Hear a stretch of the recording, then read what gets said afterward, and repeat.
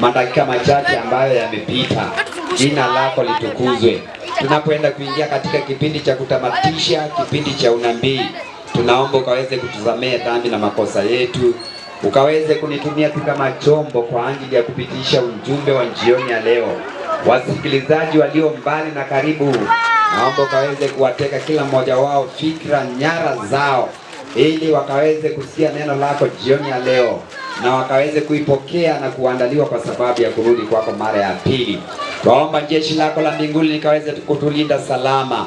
Roho wako Mtakatifu akaweze kutufundisha tuanzapo mpaka tutakapomaliza, katika jina la Yesu aliye Bwana na mkombozi wetu. Amen.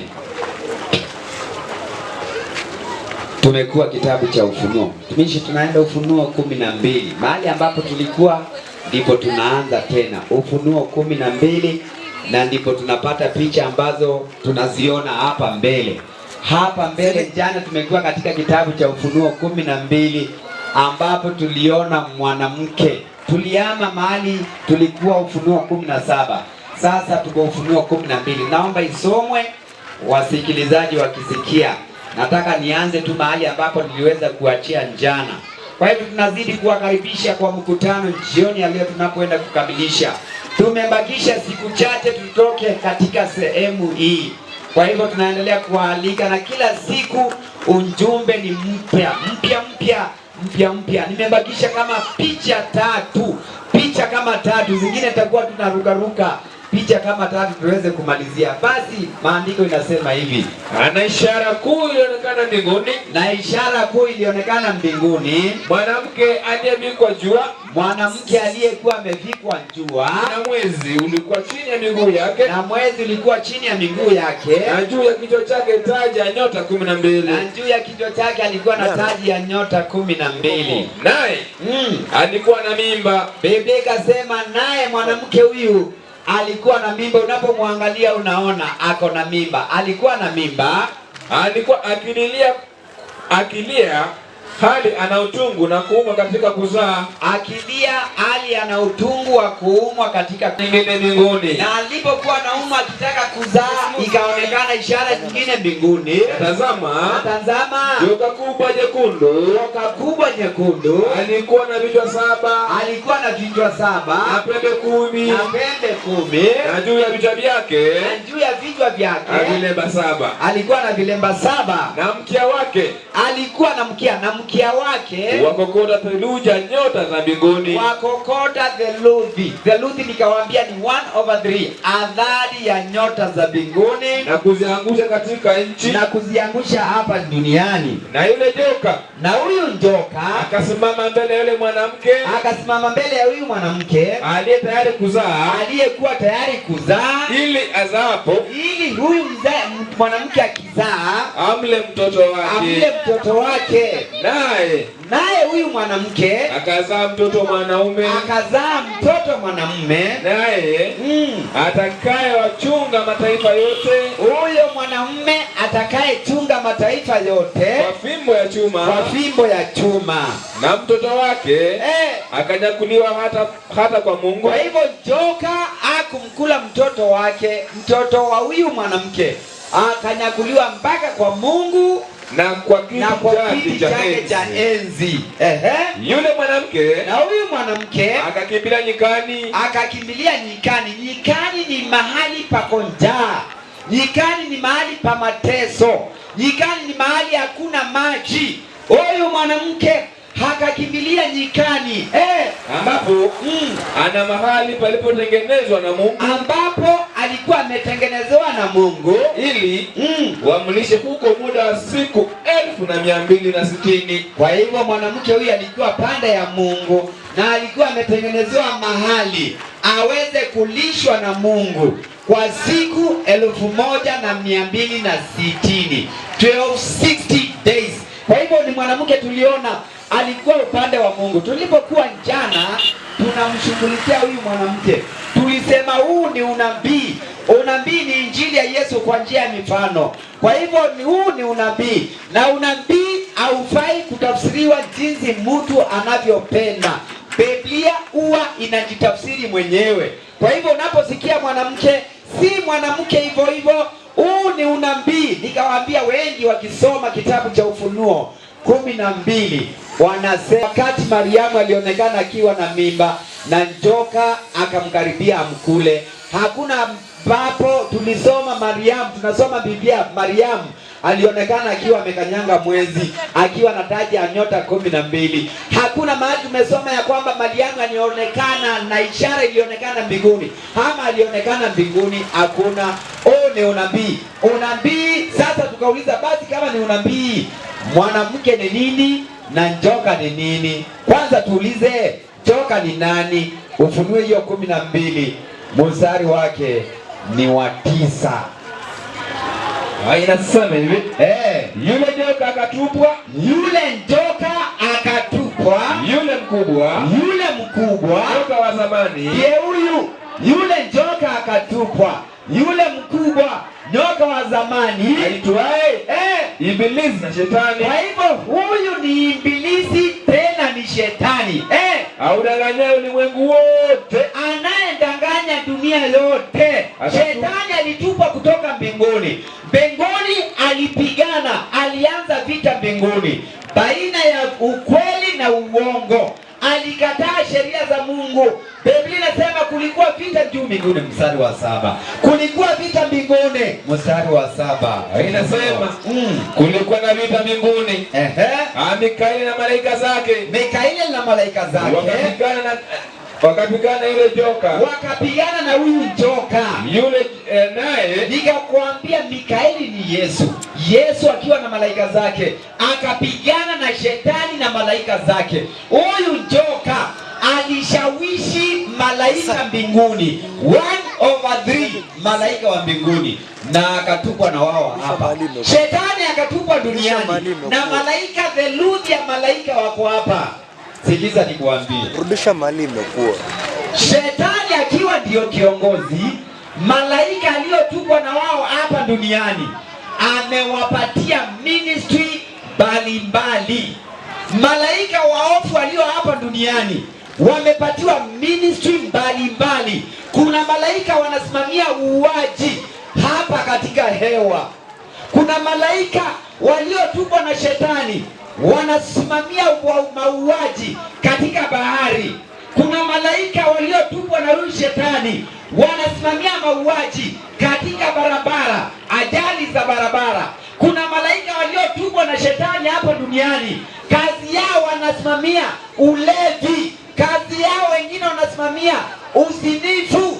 Malaika wamepatiwa idara mbalimbali. Ndio maana Biblia inasema Shetani alitupwa na malaika, 1/3 ya malaika, na Biblia inasema malaika mbinguni ni maelfu na maelfu na maelfu. Kwa hivyo huyu Shetani alitupwa hapa duniani na malaika wengi walioasi mbinguni. Wengine wanawaita majini. Majini ni malaika walioasi. Mapepo ni malaika walioasi, na hao ndio hujibadilisha, wanajibadilisha, wanakuja kwako kama mtu aliyokufa. Hao ni malaika waofu waliotupwa na huyu Shetani, na watu wengi hawajui. Shetani hakutupwa peke yake, alitupwa na adhari ya malaika wa mbinguni. Usome sasa, alitupwa na nani?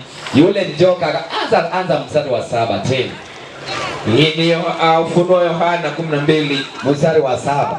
Mstari wake wa 7 inasema, kulikuwa na vita mbinguni. Mikaeli na malaika zake wakapigana na yule joka. Mikaeli na malaika zake, Yesu na malaika zake akapigana na huyu njoka.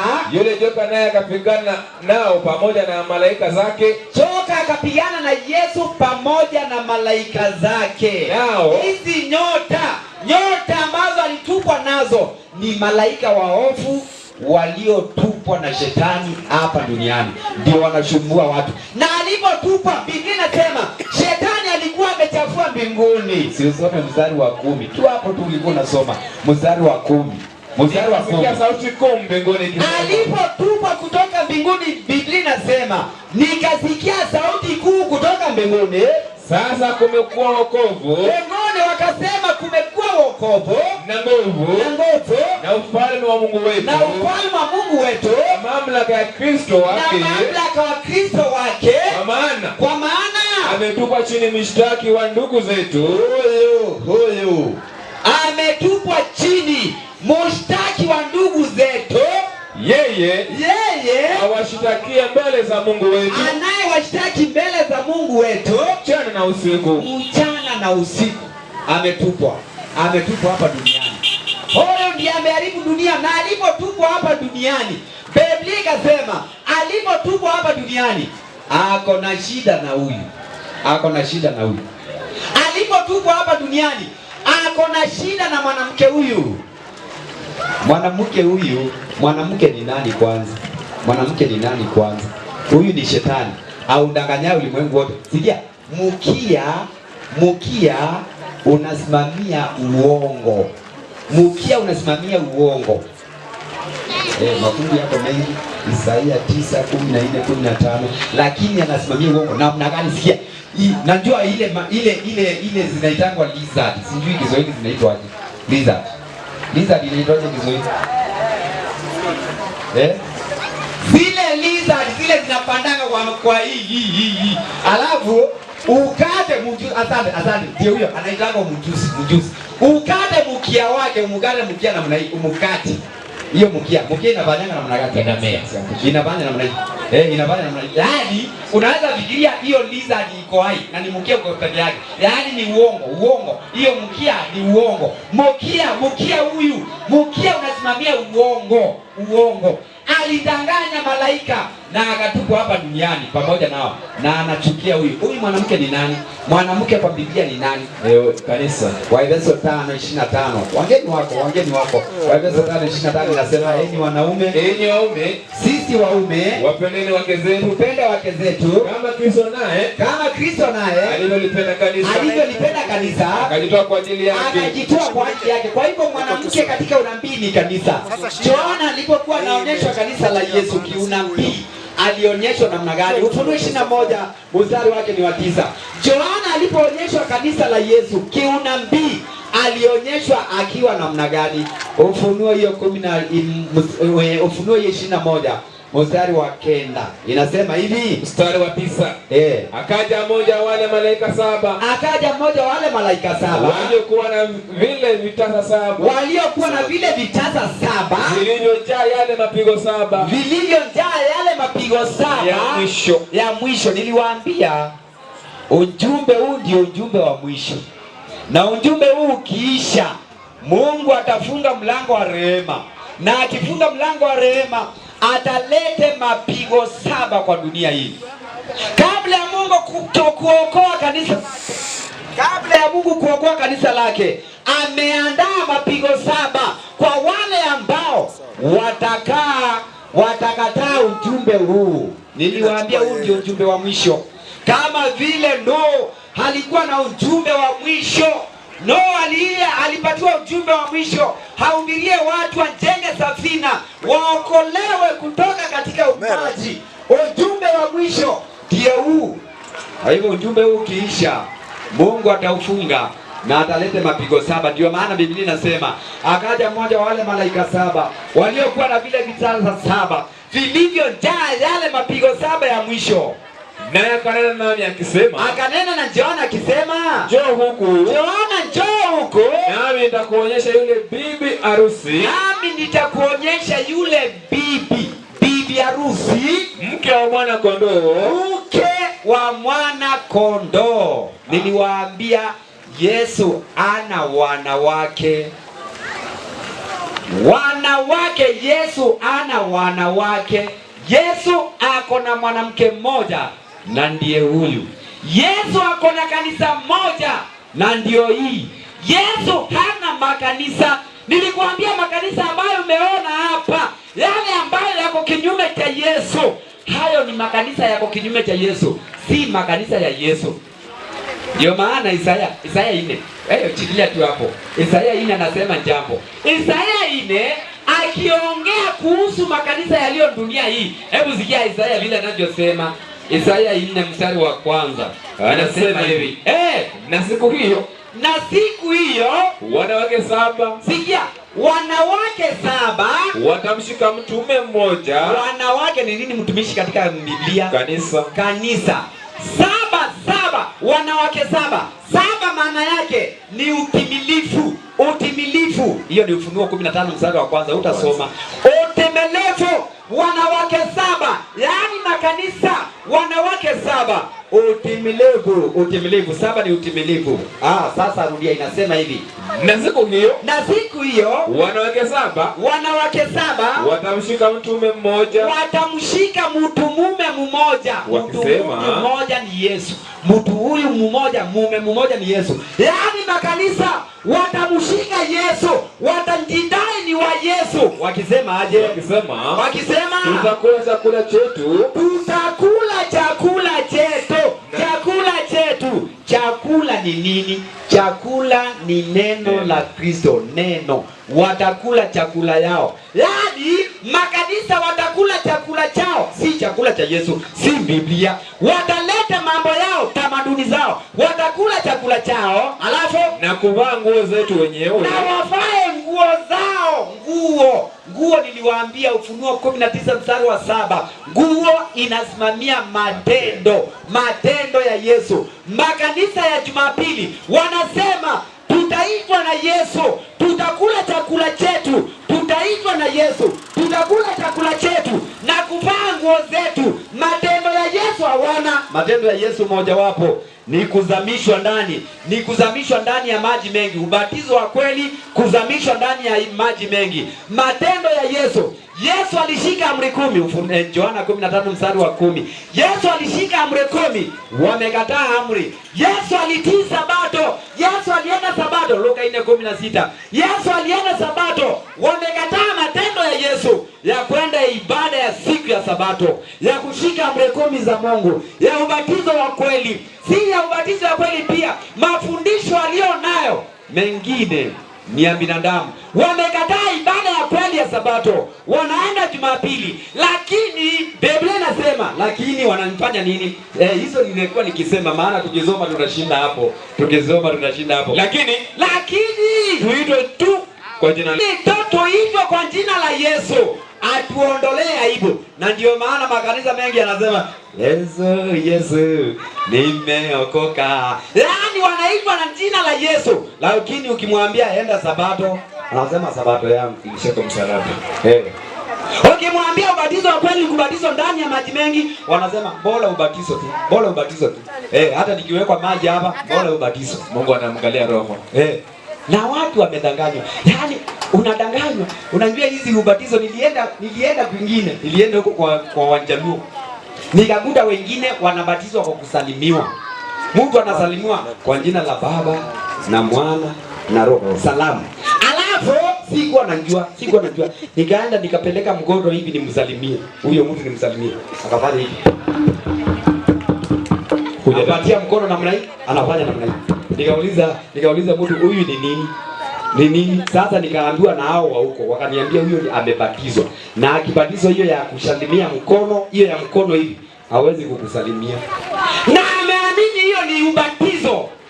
Watu wamedanganyika, mbona tu wajiita na Yesu? Ndio maana niliwaambia hata nyimbo nyingi zinazoimbwa hapa ziko kinyume cha Yesu. Nikawaambia kama hiyo inaimbwa ndumbolo ya Yesu, kuna ingine pia inaimbangwa hapa. Watu wanasema niko chini ya mwamba na mwamba juu yangu, Yesu nifiche, niko chini ya mwamba, mwambia ndui wangu, niko chini ya mwamba, Yesu nifiche, niko chini ya mwamba. Si unasikia wanajua hiyo nyimbo iko kinyume cha Biblia. Maana hatufai tuwe chini ya mwamba, tunafaa tuwe juu. Kuna hili inaimbwa sasa, hii inastahili imbwe namna gani? Tutajengwa juu ya mwamba wakale kishindo tufanizi. Nasikia juu hiyo, anajua hiyo ingine. Yaani tunastahili tujengwe juu ya mwamba, si chini. Ndio maana Luka 6 mstari wa 46 inasema nyumba iliyojengwa juu ya mwamba, mawimbi yalipokuja yalituma, na hiyo nyumba kwa sababu ilikuwa imejengwa juu ya mwamba haikuanguka. Kwa hivyo makanisa mengi wanasema mbona tuitwe na Yesu, tutakula chakula chetu, tutavaa nguo zetu, lakini tuondoe hiyo aibu.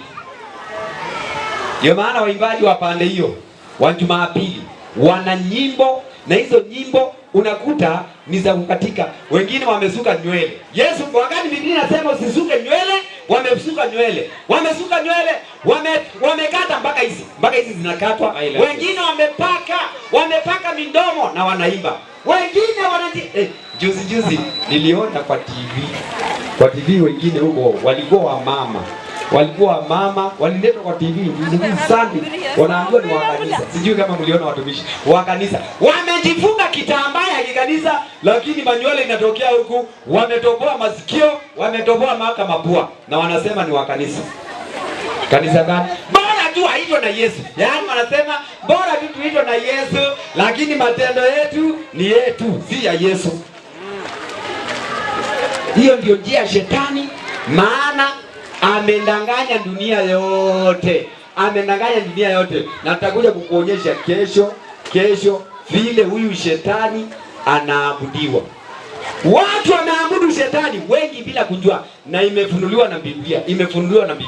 Watu wengi dunia yote.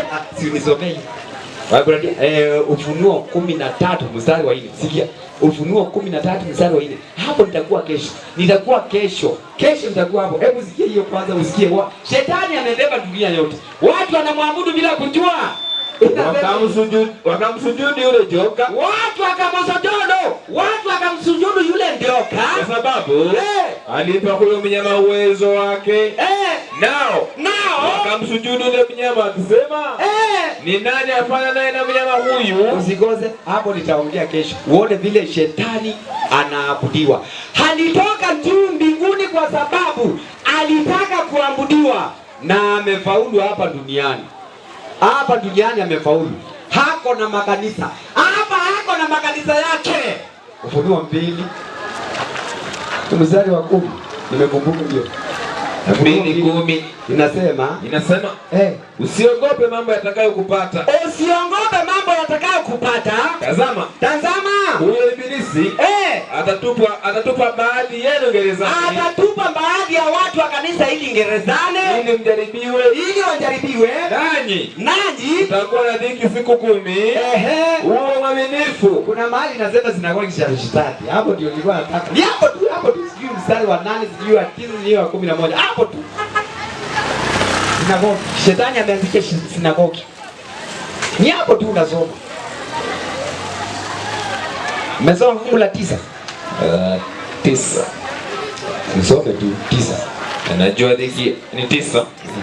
Anaijua dhiki yako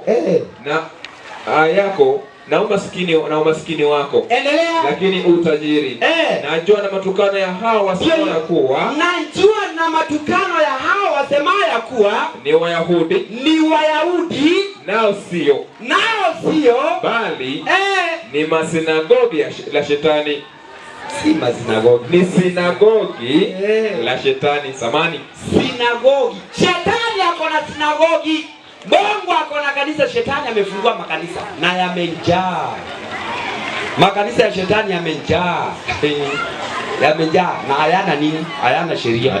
Huyu mwanamke ni nani? Tuliuliza jana. Ufunuo 12 mstari wa 17. Nataka nipige hatua kidogo. Ufunuo 12 mstari wa 17. Inasema joka akamkasirikia yule mwanamke. Shetani ana shida na watu wengine. Ana shida na sinagogi zake. Kuna sinagogi za shetani. Shetani hana shida na masinagogi yake. Hako na shida na kanisa la Mungu. Ndio maana Biblia ikasema joka akamkasirikia huyu mwanamke, akaenda zake afanye vita juu ya wazao wake wa kanisa hili. Kanisa hili liko na masalio wa kanisa hili ni kina nani? Inasema wanashika amri za Mungu, wanashika amri 10 za Mungu, na kuwa na ushuhuda wa Yesu, na wanamwamini Yesu kama mwokozi wao. Wana amri 10 za Mungu. pamoja na amri ya ibada ya ine ya Sabato. Sabato, amri ya ine ya Mungu ya siku ya saba. Siku ya saba tumekuwa tukiangalia hapa, tukaona ni siku ya Jumamosi, si siku ya Jumapili. Jumapili ni siku ya kwanza na ililetwa na shetani, na shetani akaanzisha sinagogi. Kwa hivyo kuna sinagogi zinalopigana na sinagogi za Mungu. Mungu akianzisha kitu, shetani analeta kitu kingine mbandia, inaitwa counterfeit. Mungu akianzisha kitu, Mungu ako na kanisa lake, shetani ako na kanisa lake. Mungu ako na siku ya ibada, shetani ako na siku ya ibada. Mungu ako na utatu mtakatifu, shetani ako na utatu mchafu. Yani shetani huanzisha counterfeit. Mungu akianzisha hii, shetani anaanzisha yake. Naona kuna noti original na kuna noti bandia. Tunajua kanisa la Mungu kwa sababu linashika amri 10 za Mungu na liko na ushuhuda wa Yesu. Ushuhuda wa Yesu ni roho ya unabii, kuelewa matabiri haya, hasa kitabu cha Danieli na kitabu cha Ufunuo. Sasa tuko Ufunuo 12. Biblia inasema huyu mwanamke alikuwa na mimba. Je, mwanamke, kanisa linaweza kuwa na mimba namna gani? Mimba hii ni ya tangu mbali. Wakati Mungu aliumba wazazi wetu wa kwanza, tuko Mwanzo 2. Alipoumba wazazi wetu wa kwanza, waweka katika shamba la Edeni. Tulisoma Mwanzo 2 mstari wa 9. Akawapatia chakula, akawapatia katika shamba la Edeni kulikuwa na miti mitatu. Usome hapo Mwanzo 2:9. Mwanzo 2:9. Bwana Mungu akachipusha katika ardhi kila mtu unaotamanika kwa macho, kila mtu uliotamanika kufaa kwa kuliwa, na mti wa uzima katika shamba la Edeni, na mti wa ujuzi wa mema na mabaya. Na mti wa ujuzi wa mema na mabaya. Wewe.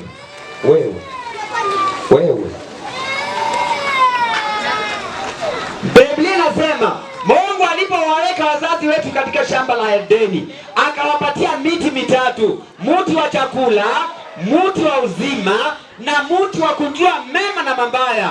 Mti wa kujua mema na mabaya ulisimamia sheria za Mungu. Sikia, mti wa kujua mema na mabaya usilisimamia sheria za Mungu, ulisimamia amri 10 za Mungu. Mungu akawawekea sheria, na alipowawekea sheria akawaambia aje kuhusu hiyo sheria. Akamwambia hivi, Mungu akamwagiza huyo mtu akisema, matunda ya kila mtu wa bustani waweza kula. Akatoa sheria, matunda ya kila mtu wa bustani waweza kula, walakini matunda ya mti wa ujuzi wa mema na mabaya, matunda ya kujua mema na mabaya usile. Akaweka sheria, usile, kwa maana siku utakapokula matunda ya mti huo,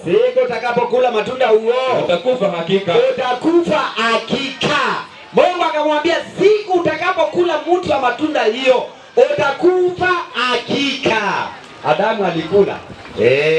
Alidanganywa na nani? Ibilisi. Na Ibilisi alikuja. Biblia inasema Mwanzo 3 hiyo ya kwanza. Lakini kwanza tuulize, Adamu alivunja amri gani? Unajua wahubiri wanatokea wakisema ati amri hazikuwa zamani. Watu wanasema kuku amri zamani, ati amri zilikuja wakati wa Waisraeli wanapotoka Misri, ati zilipoandikwa. Amri zimekuwa hata wazazi wetu wa kwanza walipoumbwa walipatiwa amri. Shetani ni nini alifanya mbinguni? Alivunja amri za Mungu ndio akatupwa hapa duniani. Hiyo ni Ezekieli 28 mstari wa 15, 16 mpaka 18. Shetani alitenda dhambi, na alipotenda dhambi akatupwa kutoka mbinguni akaja duniani. Na dhambi ni nini? Dhambi ni uasi wa sheria. Dhambi ni kufunja sheria, na ungetambua dhambi au huwezi tambua dhambi pasipo sheria. Wazazi wetu walifanya dhambi gani? Mwanzo hiyo 3 mstari wa 5, wa 6, wa 7. Hebu tuulize, walifanya dhambi gani? Katika amri 10 wazazi wetu walifunja amri gani? Sikia, inasema hivi 5. Lakini sasa kwa sababu ya haraka soma 6, 7. Mwanamke alipoona ya kuwa ule mti tulio. Kwa mwanamke alipoambiwa na shetani kuhusu ule mti. Mwanamke alipoona ule mti wafaa kwa chakula, wapendeza macho, nao ni mtu wa kutamanika, ni mti wa kutamanika kwa maarifa. Basi asante sana, nimemaliza. Adamu na Hawa walivunja amri ya Mungu ya 10 inayosema usitamani. Alitamani lile tunda, akavunja amri ya 10, na Biblia inasema ukivunja moja umevunja yote. Kupitia amri ya 10 Adamu alivunja amri zote 10. Namna gani? Angalia, alipotamani ile tunda akaenda akaiba. Kuiba ni amri ya ngapi? Ameiba. Akavunja pia amri ya kwanza. Amri ya kwanza inasema usiwe na mungu mwingine. Akasikiza mungu mwingine, shetani. Ukivunja amri ya kwanza umevunja amri ya 4. Ya 4 inasema ikumbuke siku ya Sabato, na ukisikiza mungu mwingine umevunja mpaka hiyo. Yaani Adamu alivunja amri zote za Mungu.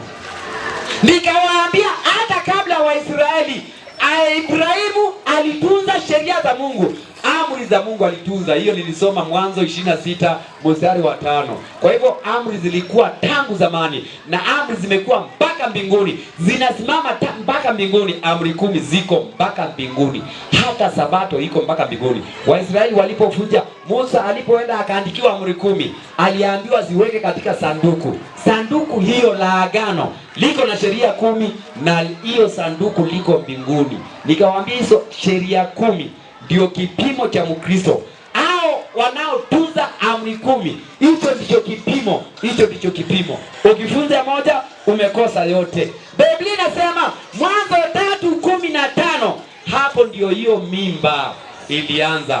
Wazazi wetu wa kwanza walipoletwa hapa duniani wakakabidhiwa hili kanisa. Ile kanisa lilikuwa linatunza siku ya 7 ya juma. Ndio maana Biblia inasema baada ya uumbaji wa Mungu akaweka siku ya 7 ya juma. Hiyo siku ya 7 ya juma alitunza na nani? Alitunza na Adamu na mke wake na malaika wa juu mbinguni na Mungu mwenyewe. Hiyo utasoma Ayubu 30. Hiyo utasoma Ayubu 38 mstari wa 7. Inasema Mungu alipoweka msingi wa dunia hii, malaika viumbe vyake walifurahia. Kwa hivyo hiyo siku ya Sabato walitunza Mungu na malaika na Adamu na Hawa walitunza hiyo siku ya 7. Wakakabidhiwa hili kanisa, na walipokabidhiwa hili kanisa wakaasi. Walipoasi, Mungu akaja kuwatafuta. Mwanzo 3 mstari wa 8, Biblia inasema Mungu alishuka akaja kutafuta Adamu na Hawa. Adamu na Hawa akajificha. Dhambi inafanya uwe na haya. Dhambi inafanya uwe na haya. Dhambi inafanya uongope. Wakamuongopa Mungu. Mungu akaja akawatafuta. Na alipowatafuta, kwa sababu hawakufa wakati huo kwa sababu ya neema ya Mungu. Hawakufa siku hiyo kwa sababu ya neema ya Mungu. Mungu aliulete neema. Hawakufa siku hiyo, lakini wanadamu wakajiona wakiwa uchi. Yaani wakajua mambo ambayo Mungu hakutaka wajue. Mungu hakutaka wajue mema na mabaya, na hawakuwa wanaona wakiwa uchi. Kwa sababu ya dhambi wakawa uchi, na Mungu akatoa dawa hii. Dawa gani Mungu alitoa? 15. Mwanzo 3:15 inasema nami nitaweka uadui kati yako. Alipouliza Adamu, wewe namna gani? Akasema ule mke wangu ulionipa ndiye amenifanya nikule hili tunda. Mungu alitoa adhabu. Akasema nami akaambia shetani, si umenanganya huyu mwanamke, mimi nitaweka uadui kati ya wewe shetani na uzao na huyu mwanamke. Rudia sasa. Nami nitaweka uadui kati yako. Nitaweka uadui kati yako na huyo mwanamke. Na huyu mwanamke. Na kati ya uzao wako. Na kati ya uzao wa shetani. Na uzao wake. Uzao wa shetani ni wale wamekataa kweli za Mwenyezi Mungu. Kuna vita kubwa sana katika uzao wa shetani na wale ambao wako pande hii. Biblia ikasema pia nitaweka uadui kati yako na uzao wa mwanamke huyu. Uzao wa mwanamke huyu ni nani? Ni nani? Wagalatia 3 mstari wake ni wa 16. Wagalatia 3 mstari wa 16. Uzao wa huyu mwanamke ni nani? Uzao wa huyu mwanamke ni nani? Biblia inasema hivi, uzao. Lakini huku malizia uzao utamfanya namna gani? Pale huku malizia, kwanza maliza hapo na ndio tuende hapo. Uzao wa huyu mwanamke utafanya namna gani? Inasema nami nitaweka uadui kati yako na huyo mwanamke na kati ya uzao wako na uzao wake. Huo utakuponda kichwa. Uzao wa mwanamke akapeleka vitu vya shambani, malenge, mahindi, akasema ibada ni ibada. Kama siku za leo, watu wanasema ibada ni ibada. Ibada si ibada. Mungu ako na njia yake ameweka. Lazima tutii Mungu vile anavyosema. Kaini alikataa mpango wa Mungu wa kuchinja mwana kondoo. Maana Waebrania 9:21 ni 9:22. Waebrania 9:21-22. Maana Mungu alikuwa amesema hakuna msamaha bila kumwaga damu. Kaini hakumwaga damu. Unajua watu wengine wanasemanga yaani Kaini alileta sadaka mbaya. Hapana, alikataa mpango wa Mungu wa mwana kondoo kutoa damu. Maana watu walikuwa wanasamehewa kwa kumwaga damu. Inasema Waebrania 9:22. Inasema hivi, katika Torati karibu vitu vyote. Na katika Torati vitu vyote usafishwa kwa damu. Na pasipo kumwaga damu hakuna ondoleo la dhambi. Ndio maana hata Waisraeli walipo hata Abrahamu alikuwa anaenda kutoa mwana kondoo. Mnakumbuka akienda kutoa Isaka? Ndio. Hiyo ni Mwanzo 10:22. Akienda kutoa Isaka.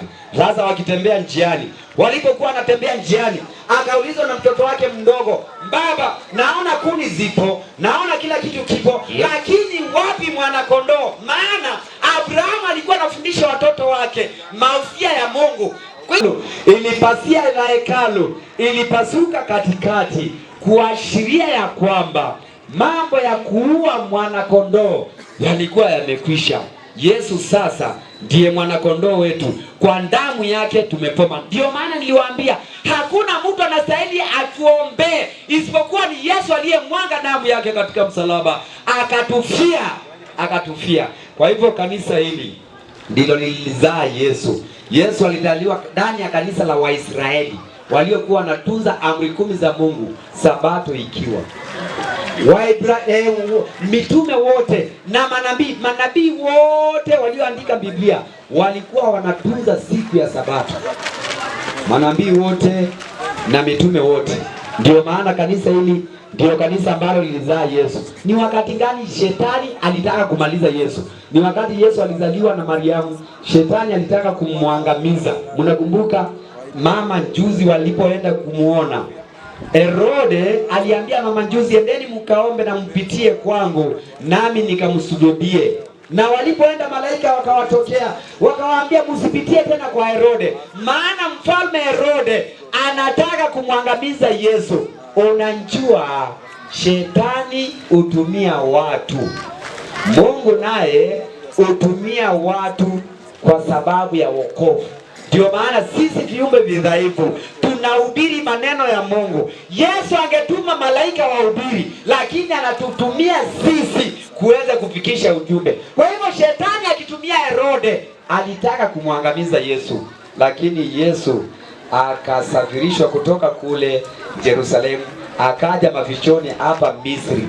Herode alipoona amendanganywa, maana hakujua siku na saa Yesu alizaliwa, akasema watoto waliozaliwa huko Yerusalemu kuanzia Bethlehem, kuanzia miaka 2 na kuteremuka wauawe. Hiyo nasema maana mmejua.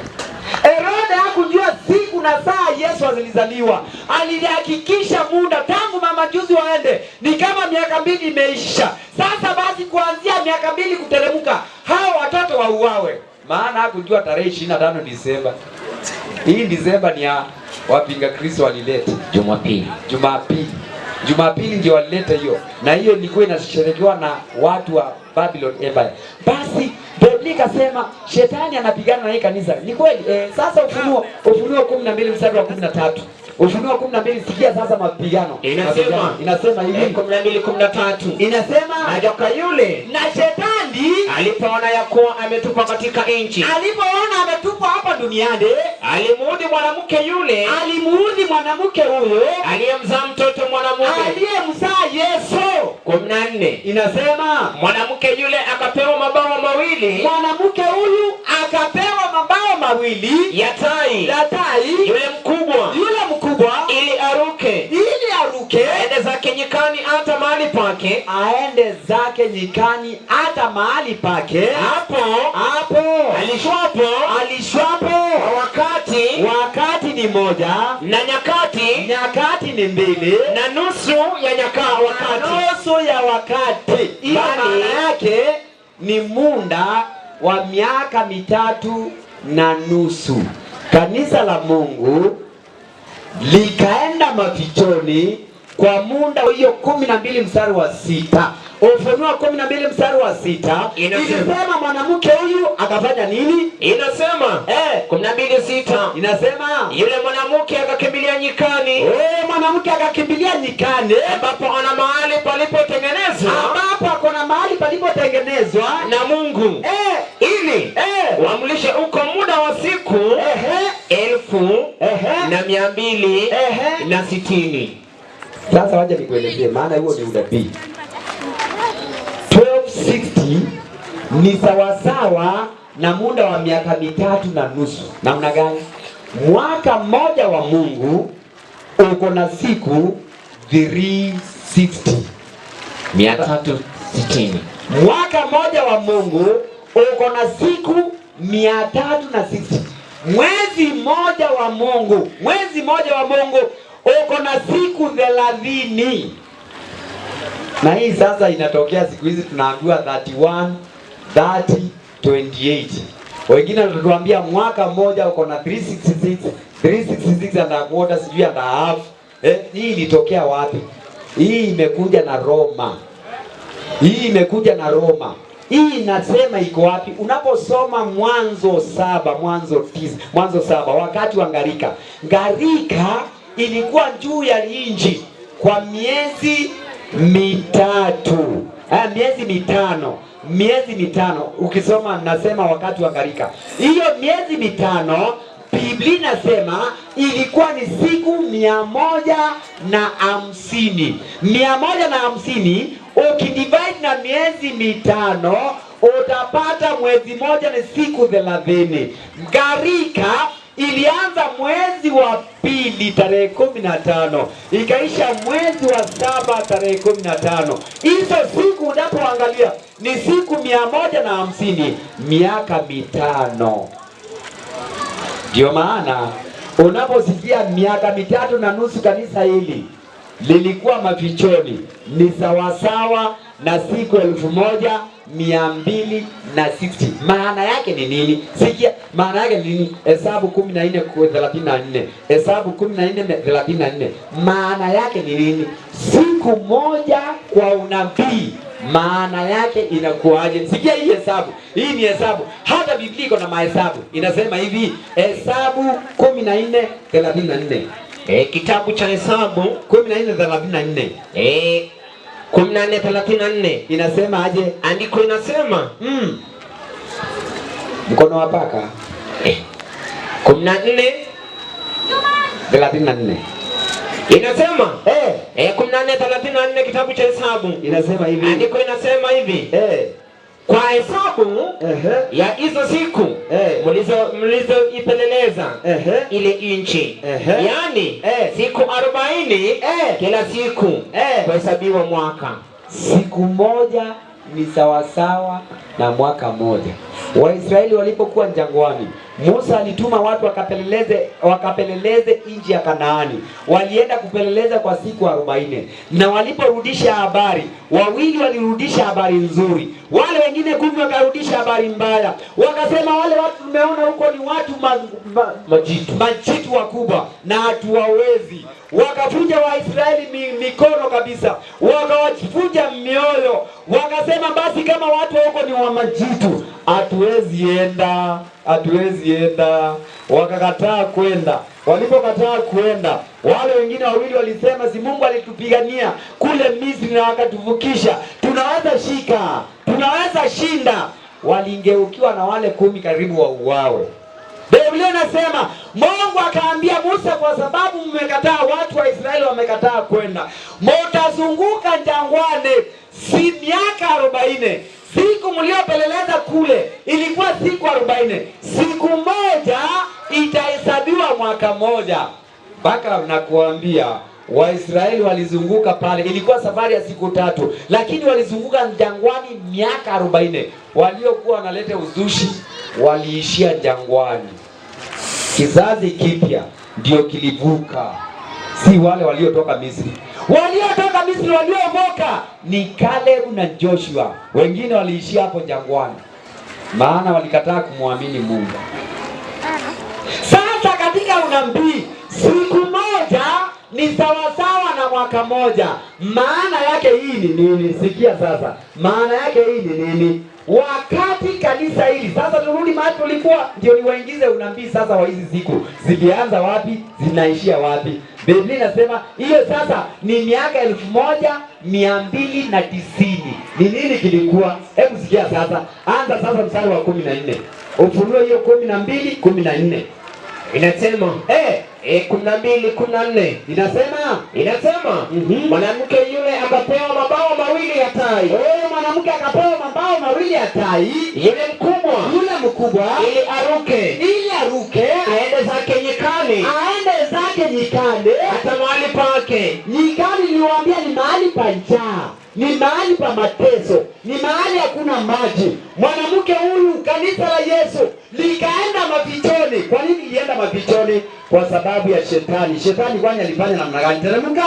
Ile inasema hapo alishwapo kwa wakati na nyakati na nusu ya wakati, hadi kwa muda wa miaka 1260. Kanisa hili likiwa mafichoni. Na nyoka huyo hali na shetani 15 inasema nyoka akatoa katika kinywa chake.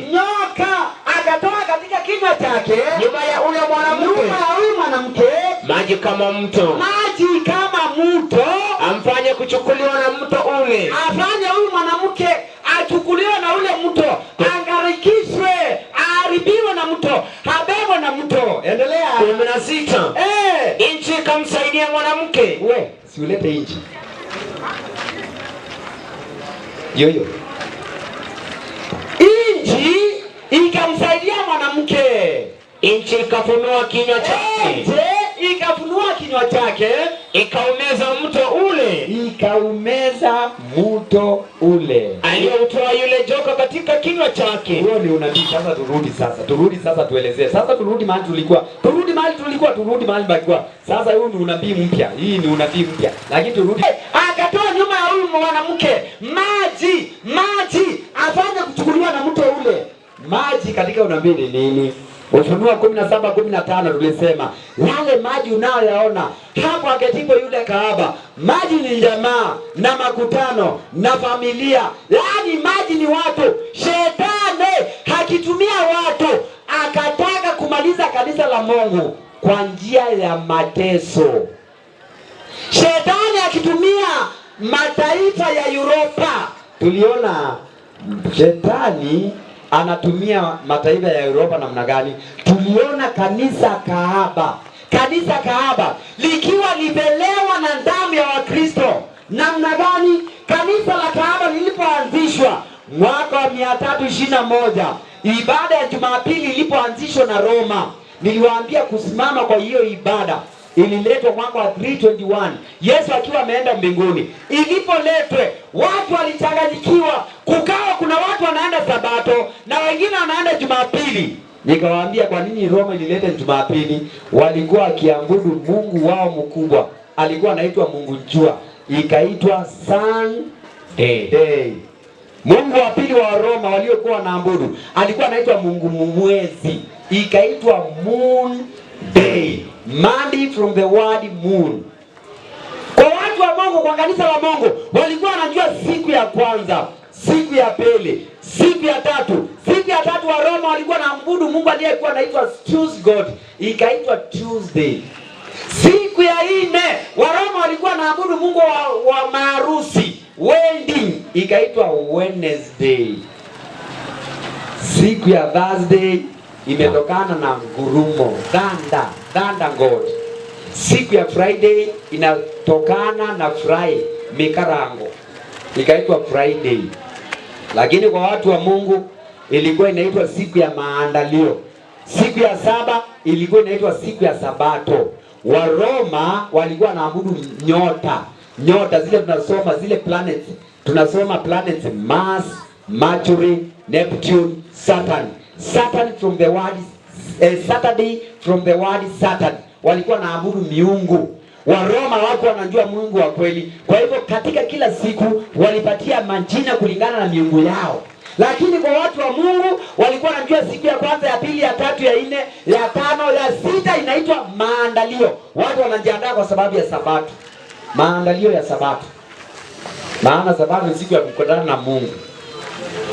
Basi wa Roma walipoleta siku ya Jumapili ambao waliabudu Mungu jua, walijifanya Wakristo, wakajifanya Wakristo, wakaleta Jumapili, wakaambia Wakristo, si tulete hiyo siku ya Jumapili, maana watu wengi wanaabudu jua, tulete siku hiyo tuabudu, maana ni Mungu tu tunaabudu, hata hiyo siku ni Mungu tunaabudu. Nikakwambia Wakristo wa kweli walikataa, na walipokataa wakakaa kipindi kirefu.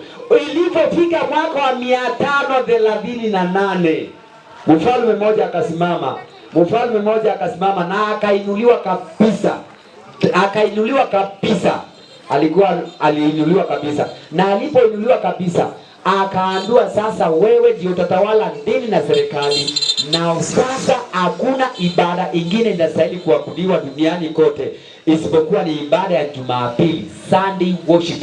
Sunday worship ikaletwa ni lazima, na wakatangaza, maana ni serikali ililete, serikali ya Kiroma ikainua serikali ya Kiroma, ikainua kanisa lao la Kiroma, the Roman Church ikalete the Roman Church, the Roman Empire ikalete the Roman Church, na ikainuliwa kabisa. Na wakasema wale ambao hawataabudu siku ya Jumapili wauawe.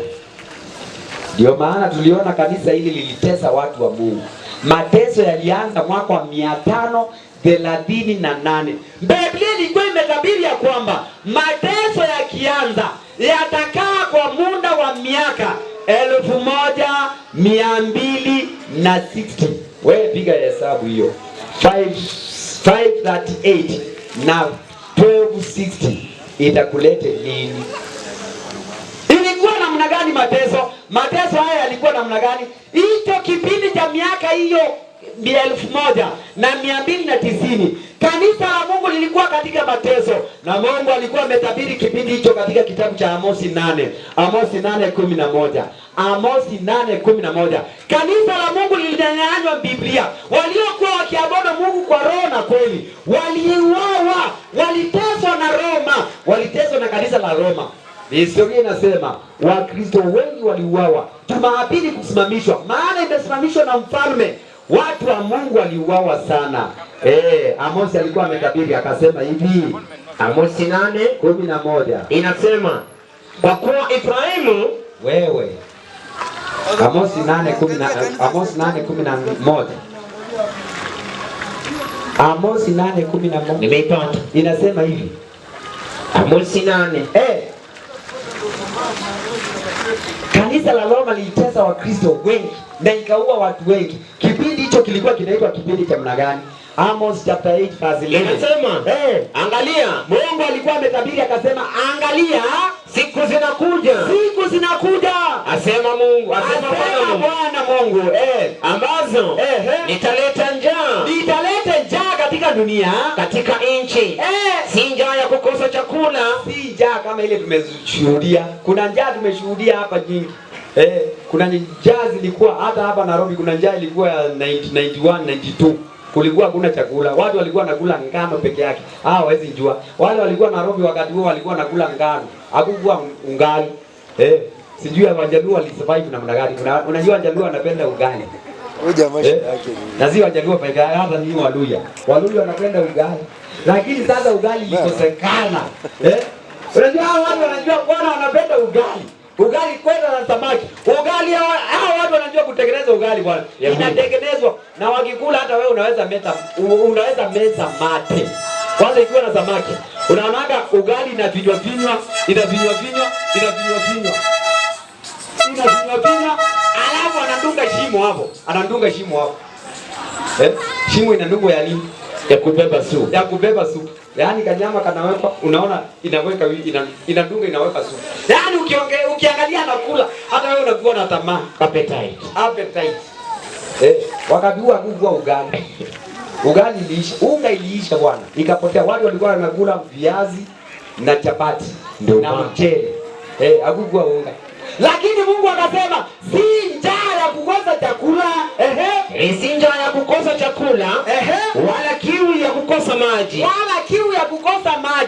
bali ya kukosa kuyasikia maneno ya Bwana. Mungu alikuwa ametabiri ya kwamba itakuja njaa ya kukosa kuyasikia maneno ya nani? Ya Bwana. Roma ilichanganya watu Biblia. Ukikuta ukiamodo Mungu kulingana na vile Biblia inasema, ulikuwa unashikwa unauawa.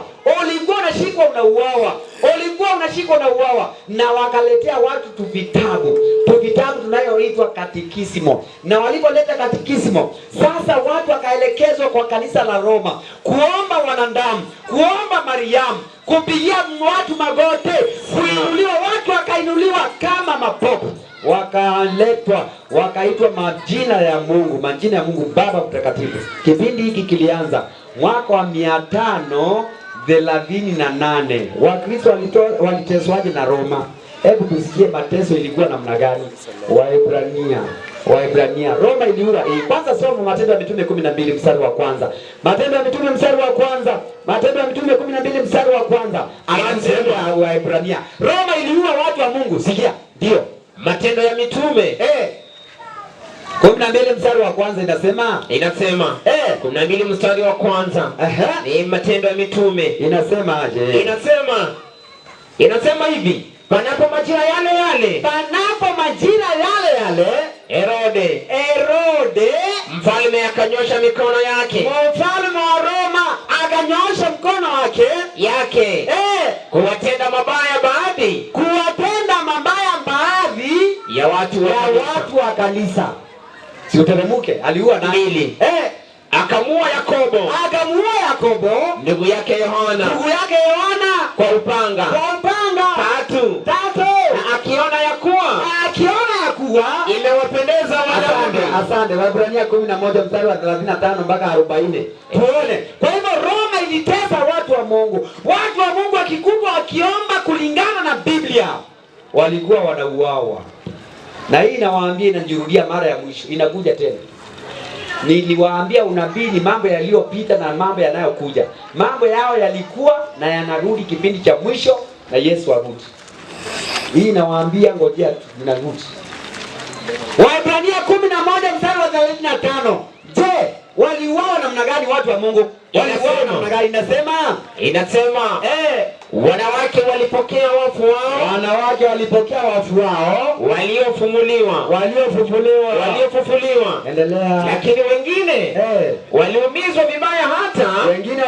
vibaya hata kuuawa. Wengine wakauawa. Wasikubali ukombozi. Endelea. Ili wapate ufufuo ulio bora. Yesu atakapokuja atawafufua ili wapate ufufuo ulio bora. Endelea. Inaendelea 36. Wengine walijaribiwa kwa dhihaka. Wengine walijaribiwa kwa dhihaka na mapigo. Naam. Kwa mafumbo. Wengine walifungwa. Ndio. Kwa kutiwa gerezani. Wengine walikuwa wanashikwa wanawekwa gerezani. Waliokuwa wakiabudu Mungu kwa roho na kweli, kwa kufuata Biblia na sabato ya kweli, walikuwa wanashikwa wanawekwa ndani ya gereza. Watu wa Mungu waliteswa sana. Kipindi hicho kinaitwa kipindi cha zama za giza. Kipindi cha zama za giza. Kanisa la Mungu liliingia katika mateso. Ndio maana Biblia inasema mwanamke yule alienda nyikani. Nyikani ni mahali pa mateso. Aliteswa na kanisa la Roma. Endelea. 37. Inasema hapa sasa. Walipigwa kwa mawe. Wengine walipigwa na mawe kama kina Stephen waliuawa na mawe. Wengine waliuawa kwa mawe. Walikatwa kwa misumeno. Wengine Wakristo wa kweli walikatwa kwa misumeno, wakiambiwa utaacha hii maneno, utaacha mambo ya Yesu, wanasema sitaacha. Kichwa kinakatwa kinaenda. Ukisoma historia kama ya mitume, wengine walikuwa wanauawa na ufalme wa Roma. Mtu anafungiwa kwa farasi na farasi inapigwa, unafutwa chini na waoni huruma, unauawa. Ukisoma historia, vitabu nyingine zimeandikwa, walikuwa wanafunga simba anafungiwa mahali, anawekwa siku 2 siku 3 hajakula. Watu wa Mungu nao wanafunguliwa kama pale Nyayo Stadium, wanafunguliwa. Wengine wako na watoto wadogo, simba wanafunguliwa, wanawaenda kuwararua, wanaharibiwa, waliuawa kwa upanga. Kanisa la Mungu, watu wa Mungu waliteswa, waliuawa kwa upanga, walizunguka, ikabidi wazunguke, ikabidi waame makwao. Ndio maana Biblia inasema waliama makwao, wakazunguka, wakivaa ngozi za kondoo na ngozi za mbuzi. Walikuwa wahitaji, waliteswa watu wa Mungu, kwa sababu Jumapili kusimamishwa ilimwaga damu. Ndio nilikuambia, angalia kalenda yako, Jumapili iko na damu, iko na rangi nyekundu. Rangi nyekundu inasimamia damu, umwagikaji wa damu. Jumapili kusimamishwa, damu ilimwagwa, watu wa Mungu waliuawa. Endelea. Wakitendwa mabaya. Walitendwa mabaya. 38 kwa mabano. Inasema watu ambao ulimwengu. Biblia inasema watu ambao ulimwengu haukustahili kuwa nao. Hebu niwaambie, hata leo, si leo, shetani anachukia watu wanaotunza ibada ya kweli, hata sabato. Hebu tuangalie. Unaweza kututupia uone vile watu wa Mungu waliteswa. Hii sasa ni mateso. Walikuwa wakiteswa namna hii. Hiyo inadhibitishwa na Biblia.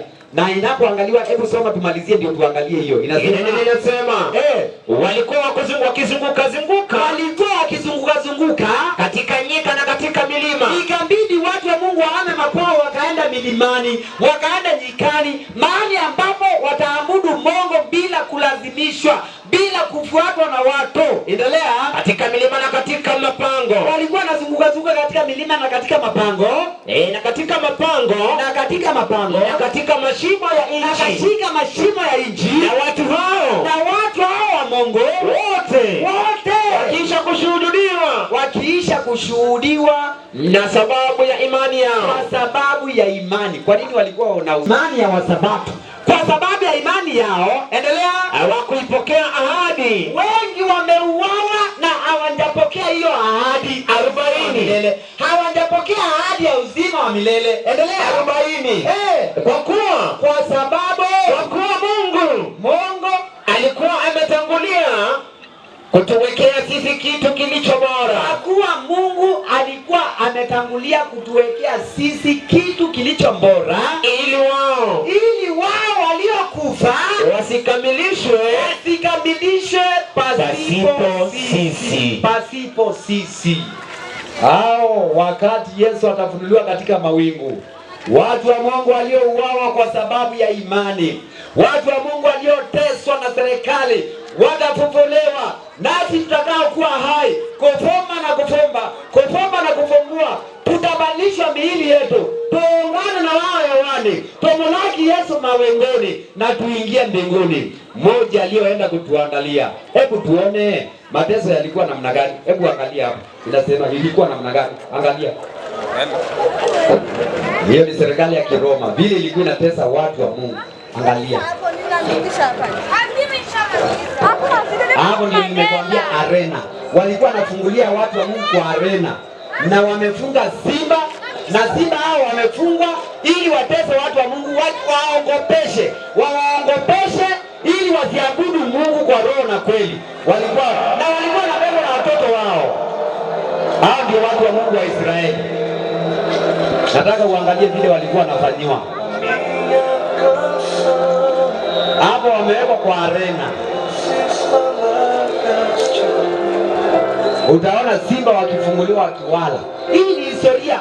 Watu hawajui, hii ni historia imepita na inajirudia mara ya mwisho. Nani nafanya pale?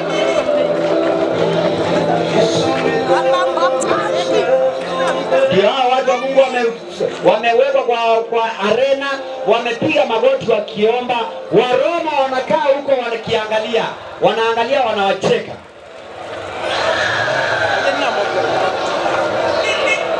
Mateso ilikuwa namna gani? Hebu angalia, jionee wewe mwenyewe. Najua watu wengine tunasomanga vitu hatujawahi jua. Watu kama kina Bartholomew walikuwa ni wahubiri, walikuwa ni wanafunzi wa Yesu. Walichinjwa ngozi kama vile tunachinja ngozi ya kondoo ama ya mbuzi. Aliuawa namna hiyo. Watu waliteswa namna hiyo. Angalia, simba wamefungwa wakiwa na njaa, sasa wanafunguliwa watu wa Mungu wakawaue. Walikuwa wanawatisha ili waweze kufuata tamaduni za Waroma.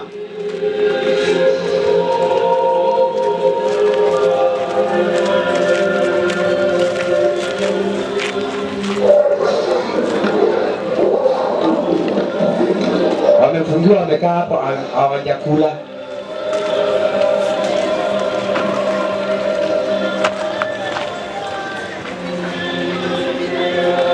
Lakini hawakuogopa, walikuwa wakiimba tu. Watu kama kina Martin Luther walishikwa na serikali ya Roma. Wengine walikuwa naitwa kina Jerome. Sasa simba wamefunguliwa, hawajakula. Watu wa Mungu hawaogopi, wanapiga magoti, wanaomba Mungu wao. Simba wamewachiliwa. Wengine walikuwa wanafanywa hivyo. Unaona hiyo kitu, binadamu anawekwa na anazungushwa hapo, anakinywa kabisa. Sijui kama mshaona ile pombe ilikuwa na vinywa ya miwa.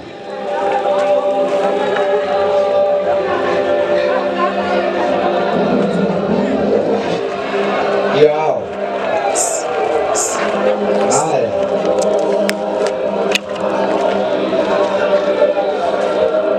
Wako na njaa, wanaelekea watu wa Mungu. Waroma wako huko wanacheka.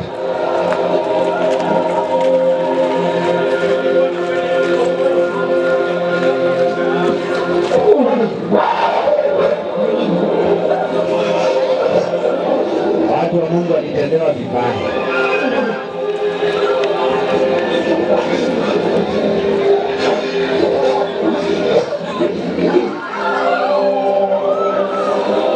Wanaangalia, wanacheka makafiri.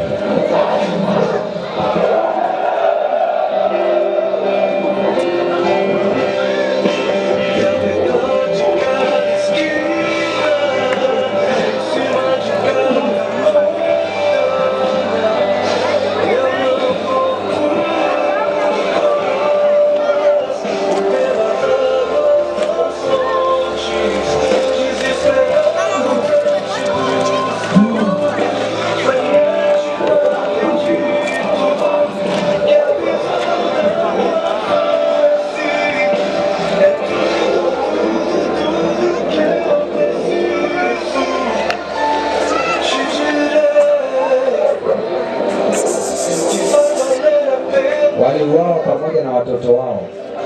Kuna Biblia sijakuja nayo ningewasomea. Waroma wakisema tuliua. Wale waliokuwa wakikataa Sabato tuliwatesa na kuwaua.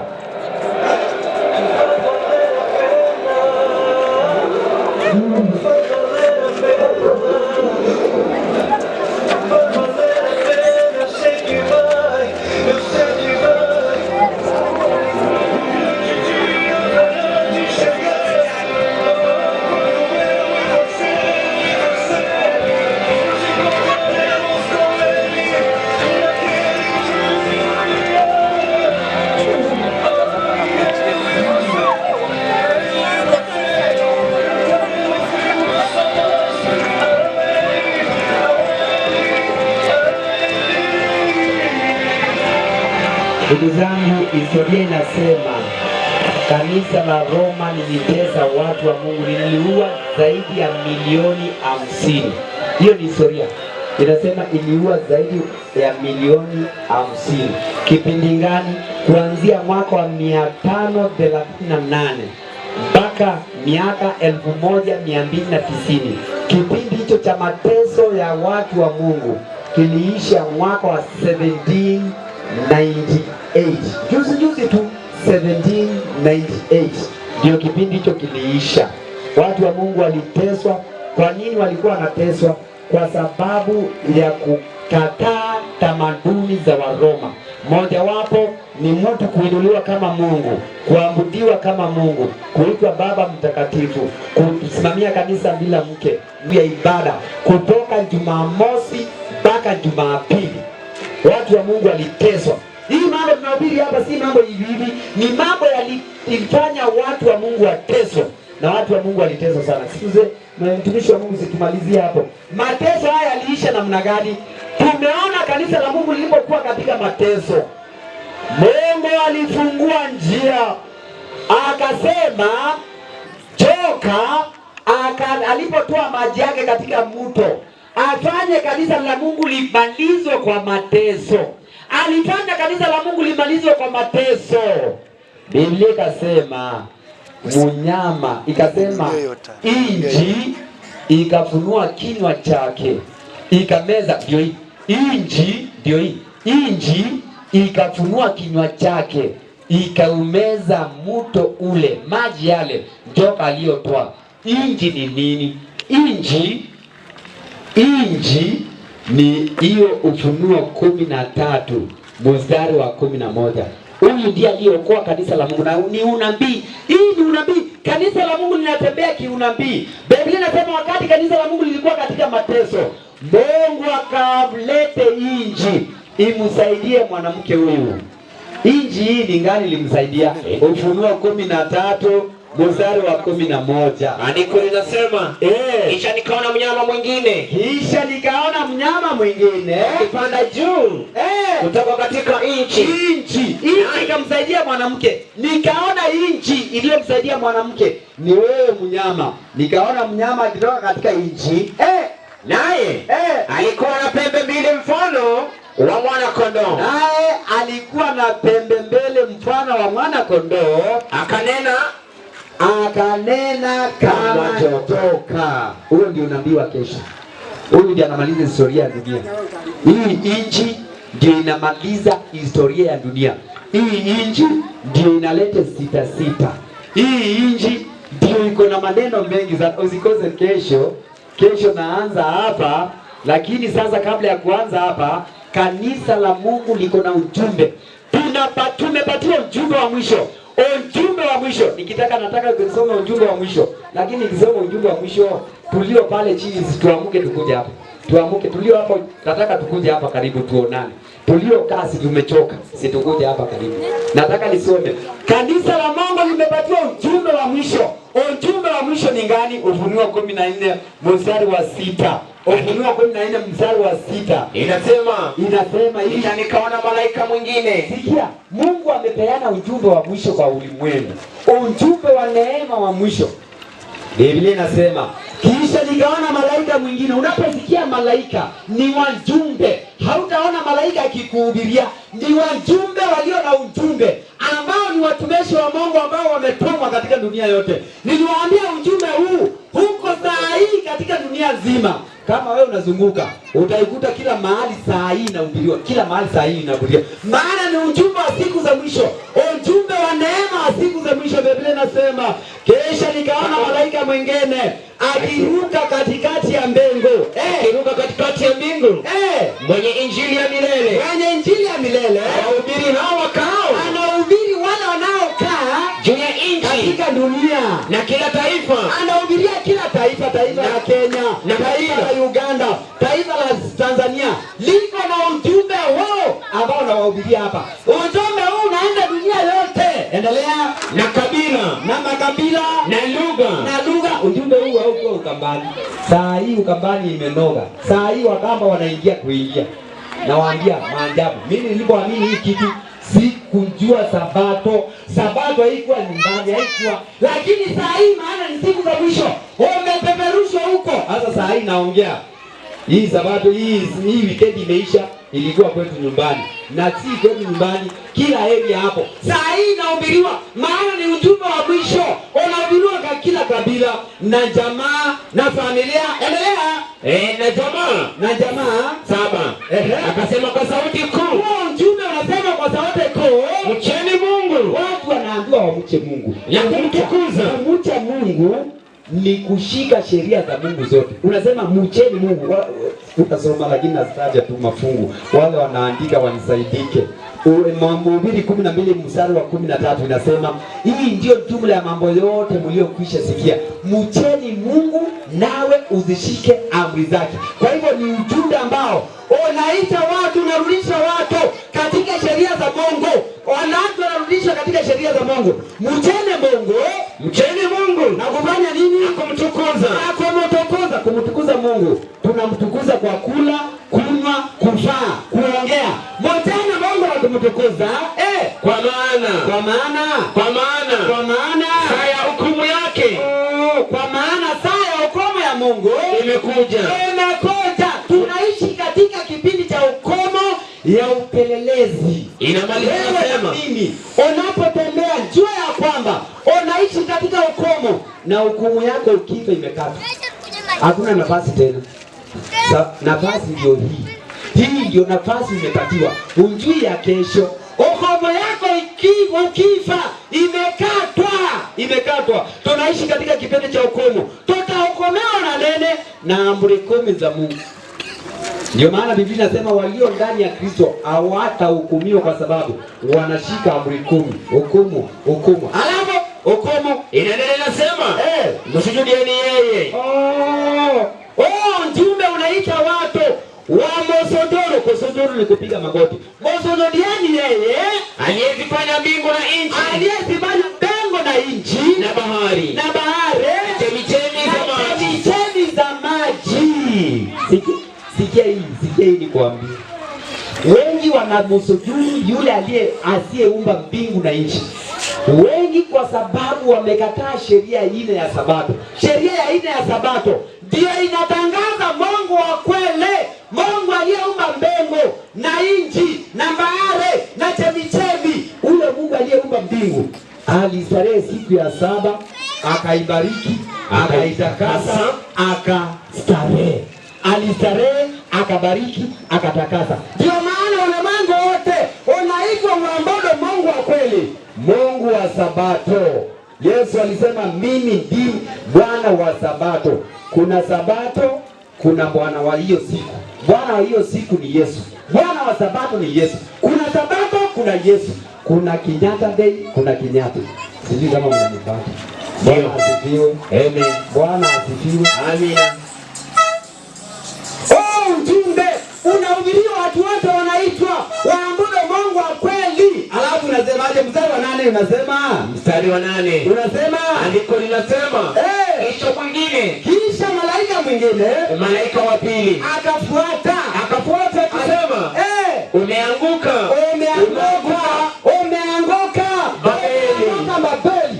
Babeli. Tulisema ni machafuko. Watu wamechafuliwa. Ndio maana niliwaambia Roma imechafua dunia yote. Makristo wa uongo wamejaa. Wako hapa. Kesho nitaongea hiyo. Pokea.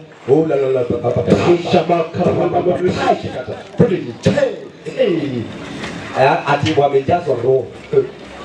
Hiyo ni roho za shetani. Usikose hapa kesho. Kesho naanza huko. Watu wamechanganya. Anaitwa Babeli maana amechanganya akili za watu. Wamechanganya.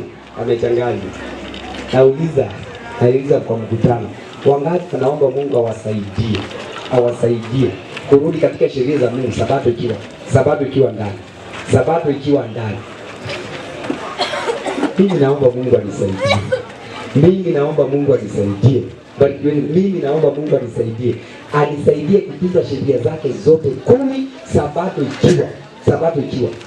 Hata dunia itingike, hata dunia ilete mateso, hata watu walete mateso, unajua ukiamini sheria za Mungu zote 10, unaona watu wanaanza kukueta. Mimi nilikuwa naenda kanisa, ilikuwa hapo ng'ambo. Hapo kwa redi. Hapo kwa redi. Lakini mimi nilikuwa naogopa. Maana nimezoea kukaa kanisa inaitwa AIC. AIC ya kukua kucheza. Lakini nilipokuja hapa nikaambiwa hiyo kanisa ina roho. Twende nikupeleke kanisa iko na roho.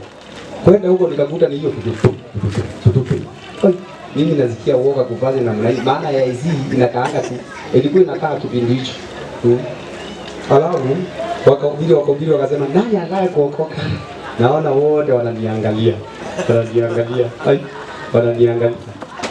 Nikasema wacha niende tu. Kwenda kufika hapo nikapigwa chango na vigelegele.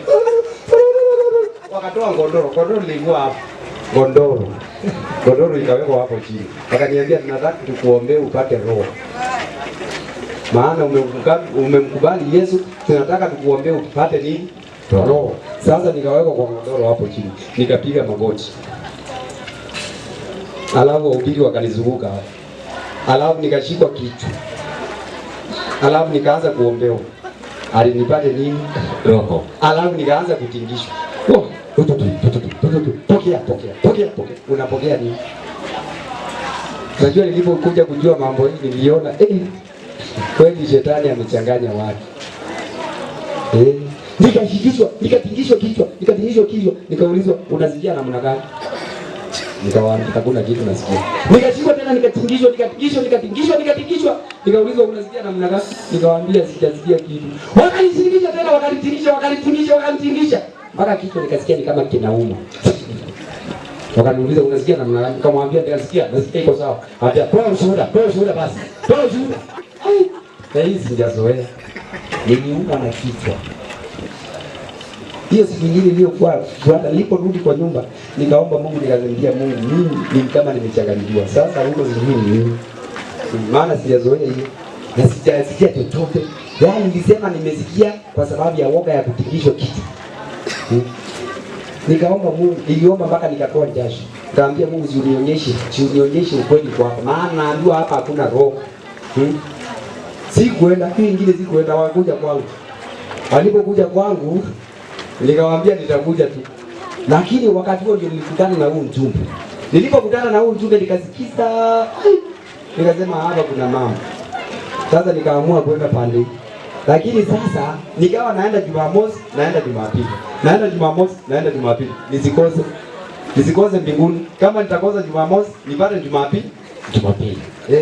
Nikasema hii ni kama kuchanganyikiwa. Lakini sasa ninaona nikikosa hii nisitakosa. Kwa hivyo Mungu kama atanipata kwa hii, atanipata kwa hii.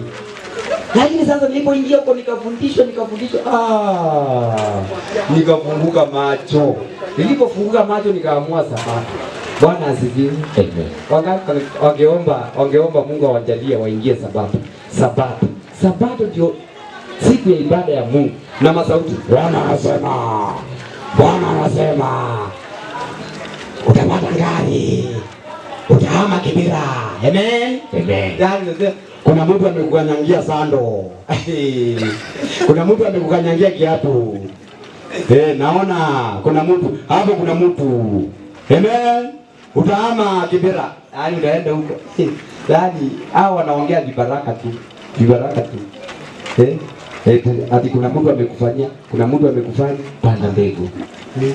Hapa tangu tukuja hapa kuna mtu nimewaambia kuna mtu amekufanyia. Injili inaleta amani ndani ya moyo wako. Injili inaleta utulivu ndani ya moyo wako. Injili inaondoa chuki ndani ya moyo wako. Lakini wengine wanaleta chuki, wanakuletea chuki wewe na ndugu yako, wewe na rafiki yako, wewe na adui na jirani wako. Maana kuna kitu anataka kwako. Unapopenda ati unataka kuombewa, anakuambia kuna kitu gani? Si nimesema ni wangapi wanataka. Nimeona kuna mmoja hapo, mwingine hapa, si uandike hawa watu wetu hawa ni wetu, hawa wameona ukweli. Tuone wangapi wangeomba Mungu awasaidie tuwe waaminifu kwa sheria za Mungu zote 10 pamoja na Sabato. Kuna huyo pia unachukua simu yake pia tunamfuatilia polepole, tunaomba pamoja na yeye, tunatiana nguvu katika safari ya imani. Wengi unaona hapa ni watu wameitwa. Wewe mtumishi ulikuwa wapi? Katoliki. Huyu alikuwa Mkatoliki. Na wewe ulikuwa wapi? Nilikuwa Sunday Adonai. Andonija. Sijui Adonai sijui. Yaani majina ya kutishatisha. Na wewe mtumishi ulikuwa wapi? Ni wale wa wanapitana. Hiyo ni kanisa. Na imebeba watu. Yaani nimekuambia shetani amegawa watu vikundi wakachoma moto. Lakini sasa Mungu ameleta ukweli hapa, ndugu zangu na dada zangu. Utakaa kwa uongo mpaka lini? Mama, utakaa kwa uongo mpaka lini? Na Mungu ndiye huyu anaongea. Hata nilikwambia, unajua Mungu huongea. Mungu ndiye anaongea kupitia maneno yake. Na niliwaambia mimi niko hapa mpaka Friday. Kama kuna swali hii lete. Kama kuna swali lolote ambalo unaona umechanganyikiwa, lete, tutashughulikia. Na Mungu awatabariki sana. Kuna mwingine anataka kujiunga na kanisa la Mungu. Hii ni kanisa la Waadventista wa Sabato. Niliwaambia Sabato imejaa hapo, makanisa imejaa.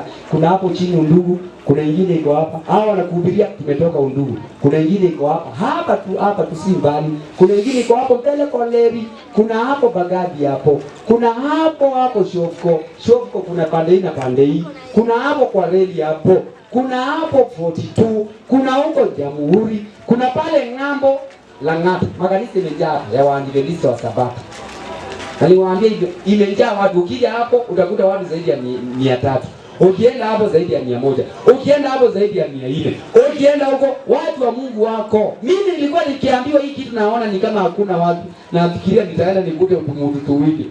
Nikakuta kimbe hii ujumbe watu wako. Na ni watu wanakaa wapole. Wamejazwa roho. Nikanisa imejazwa roho. Na iko na makabila yote. Kuna Masai. Wewe ni kabila gani? Hii ni Masai. Unajua kuna kanisa ya Waluya peke yake. Kuna kanisa ya Wanjaluo peke yake. Lakini hii ya Mungu iko na makabila yote. Wewe ni nini? Huyo ni Kikuyu. Mimi ni Mkama. Huyo ni Kikuyu, huyo ni Mkama. Na huyo ni jirani yenu. Hizi huyu ako hapa huyo. Huyo ni Kisii. Huyu ni Masai. Ni Masai. Huyu tunasema ni Mluya. Huyu tunasema ni Kikuyu. Huyu tunasema ni Mkama. Kwa hivyo ni kanisa linambeba makabila yote. Ndio maana Biblia inasema ilikuwa na ujumbe kwa kila taifa na jamaa na kabila. Hata hii kanisa iko mpaka huko Asia countries. Hii kanisa imeingia kila dunia yote. Iko dunia yote. Ni vile tu watu wanaijua, lakini siku za mwisho Mungu anasema atainua watu wake na Sabato itawekwa juu na watu watakuja makundi. Maana watu wamechoka na kudanganya. Watu wamechoka na udanganyifu wa shetani. Watu wanataka kuacha shetani wamfuate Yesu, na wakati ndio sasa. Nimesema hakuna nafasi nyingine. Mtu akilala hakuna nafasi. Nafasi ni sasa na sasa hivi. Kuna mwingine nataka kufunga kwa maombi. Tumishi wa Mungu. Njoo tumalizie kwa ombi. Kumbuka watu wa Mungu, kumbuka shida zao, wanaotafuta kazi, wale ambao wanataka kujitoa pia, na wale wamejitoa waweke mkononi mwa Mungu tuweze kufunga mkutano. Karibu. Tuombe. Baba mtakatifu uishie juu mbinguni patakatifu mno, utupendaye ajabu, tunakushukuru na kulimidi jina lako jioni ya leo, ambaye umetukomboa kupitia kwa mwanao Yesu Kristo msalabani, ili tupate nafasi ya kuitwa wana wako katika uzima wa milele. Asante Mungu wetu, maana uko na kusudi la uhai wetu. Kupatikana duniani sio juhudi zetu tuweze kuwa hai. Umetupea nafasi tuweze kufahamu na kuelewa na kutafuta hekima kama hii, ili tuweze kuandaliwa kwa ajili ya ufalme wa milele. Tusamehe dhambi na makosa ambayo tumetenda, ututakase kupitia neno lako ambalo limezungumzwa mahala hapa. Watu wako wamesikia neno hili, Wengine wameamua kweli waweze kukufuata Mungu wa kweli, waweze kutafuta ibada ya kweli, waweze kujumuika katika ibada ya kweli, watoke katika ibada ya uongo. Kuna wala wajaamua mioyoni mwao wako kuwili, labda wanafikiria kwanza watekeleze majukumu fulani. Lakini Baba yetu, tufahamu kwamba siku ya leo ndiyo siku ya wokovu. Umesema katika neno lako katika kitabu cha Waebrania 4 kwamba leo unaposikia sauti ambayo inakuita kwa ajili ya wokovu, usije ukafanya moyo wako uwe mgumu. Wokovu ni siku ya leo. Siku ya kesho haijulikani. Huenda kuna mmoja ambaye anaweza kupoteza maisha yake na alikuwa amekataa kuamua. Maana shetani anafanya kazi yake usiku na mchana na tafuta wa kummeza.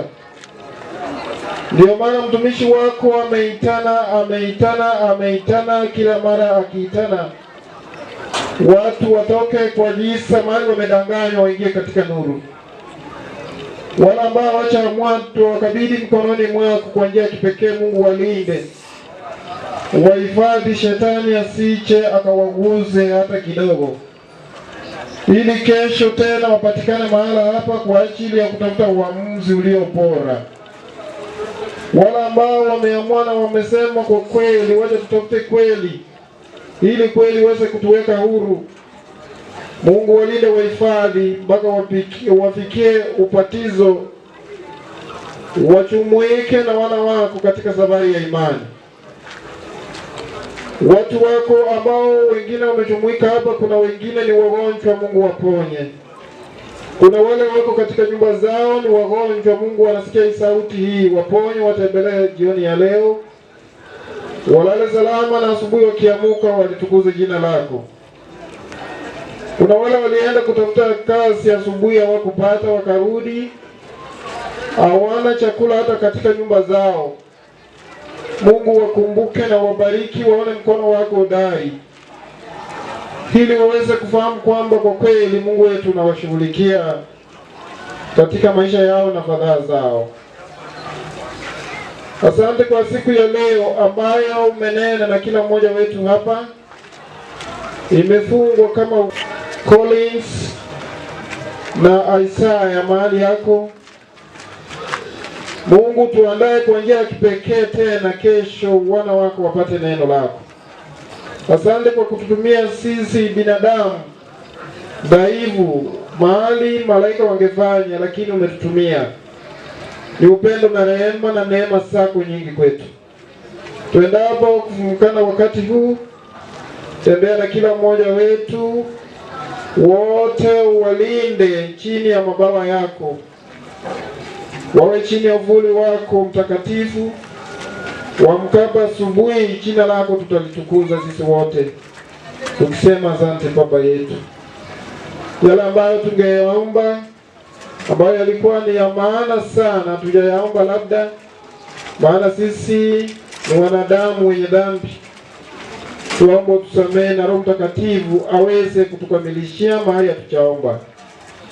Zaidi ya mno mapenzi yako yatendeke, maana tumeomba katika jina kuu la Yesu Kristo aliye mkombozi wetu. Amen. Amen. Amen.